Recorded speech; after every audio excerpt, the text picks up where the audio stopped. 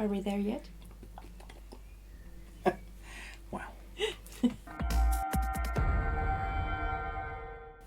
And welcome to the Ruby Tuesday. My name is Ruben. And I'm Kay. Today we are reviewing an Amazon original movie. Well, it is now since they bought the license, called 7500. Or 7500 or 7500. Yes, it's probably that. Yes. So this film is about a pilot on a plane and something happens on his plane. Yep. Yeah, that is more of a synopsis than IMDb gave. The main draw to this film is Joseph Gordon-Levitt. I love Joseph Gordon-Levitt. Not in a I love him way. I really like his films. And his company, Hit Record, I think what he's doing there is amazing. And I often wondered whether he was going to continue acting, but I guess now it's up to him to really choose those projects that he really wants to be involved with. And this seemingly is one of those. Must be. Would you like to talk about it before I talk about it? Okay. We watched this film without having seen us. Well, I speak for myself. I had not seen a synopsis or a trailer or knew anything about it whatsoever. And even though I knew nothing, the tension was there right from the beginning. So the way that they start the film with just looking through like CCTV, like following various people through an airport through CCTV, I was like, the whole time you're sitting there going, why are they showing us this? What does this mean? What is happening right now? What am I seeing? Like, it just looks so ordinary. And what we found absolutely stunning about this film is that there is no score at all. There is no soundtrack. There is no music. There is nothing but what's happening. So you feel very much like a fly on the wall, like you're a spectator on this plane, like a passenger on the plane. I think that's on purpose. That's why there's no sound, there's no score. You're there with the pilot as stuff unfolds. And as you can imagine, there would be no real story if stuff didn't hit the fan. And it does. This film would definitely not be shown on planes. No. I am surprised to see a few of the other reviews give this film a low score. I would say it's like 6 out of 10s, 5 out of 10s. I would say don't be put off by those reviews, because I found this film to be really unique. And with a film like this, where you have just a kind of core group of actors, the couple of guys that are going to be on screen for the most time really need to hold your presence. They need to hold your eyes so that you don't get bored.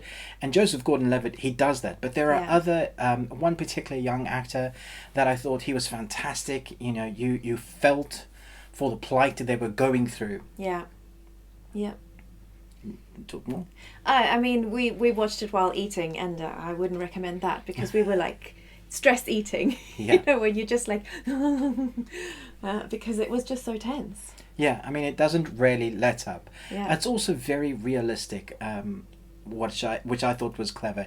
It doesn't bow to the kind of Hollywood, everything's going to be okay sort of genre. It goes for this is probably what it would be like. And what would you do if you were put in this situation? Had you had some pilot training, would you react the same way? It does get you to question, like, how would you get out of this situation? What would you do in this situation?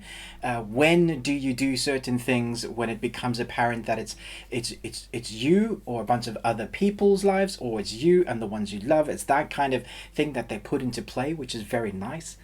Nice? Yeah, it's very nice because it makes you think. It gives you the choice. Maybe nice wasn't the word I would use. Nice. Nice. I would say the camera work, even though there isn't a lot of setups, again, I thought the camera work was excellent from what they were showing us, especially different types of shots. There's one particular time, or a number of times, where you see that the pilots have a TV in their cockpit room, so they can see what's going on just behind the door. You know, that locked door that's always locked, never must be opened. The first rule of pilot school. The first rule about cock flight school, but that doesn't work. We'll say cockpit flight room. First rule is we don't open the door. The first rule of Fight Club is you do not talk about Fight Club. Yeah, so they have this screen, and so there's a different camera shot. You mentioned one particular one where it zooms in just really slowly. So slowly. And although you saw like a curtain, and I'm not going to say what was happening, it just really adds to the tension. And there are shots like that scattered throughout the film that just make it that much more tension filled. So you don't need score, you don't need soundtrack to be driving or pushing forward that tension. They do it through camera work, acting, and storytelling. Yeah. Which I think is probably the uniquest thing about this film, because I was always told that you need a good score, soundtrack. It really heightens the film, and that can be said about certain genres. But this almost proves the rule in the opposite direction. Yeah. Like, oh wow, you can really tell a great story with no score, no soundtrack. You just need damn good actors. You need a good cinematographer who knows how to tell a story through the lens, and then you have I would say a fantastically tension-filled film. Yep. And don't eat your fast food. I was eating the kebab. Was it a kebab? Yeah, it was a shish kebab, and I was like munch, munch, munch, munch, munch, munch, munch, and then it sort of me.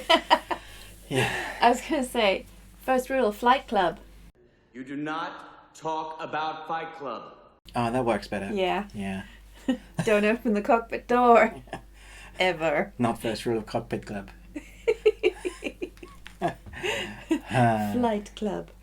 Flight Club. Whew. Oh, that's loud, sorry. That was so loud. Did you even hurt yourself? Yeah, I did, yeah. Joseph, I feel like he's a chameleon sometimes when he takes on certain roles. You really feel like he is that character. That's his job. Like he's a Robin in Batman or a policeman. Don't hurt me. Or he is, in Inception, he's that character. You believe him in that role. And now in this role, I totally believed him as the up-and-coming pilot, and the relationship that he had around that and with his co-pilot. You just feel like he knows his genre. You feel like he's done his homework, so that he's really at home with his character. So when there's like turmoil in his face because there's stuff going on that he's wrestling with, you believe it. I do hope that this film doesn't bring about any more hate, because there's enough of that. Stop it with and the there's hate sometimes there's these like, oh, I see, that's what they do. They kill everybody. They're so bad.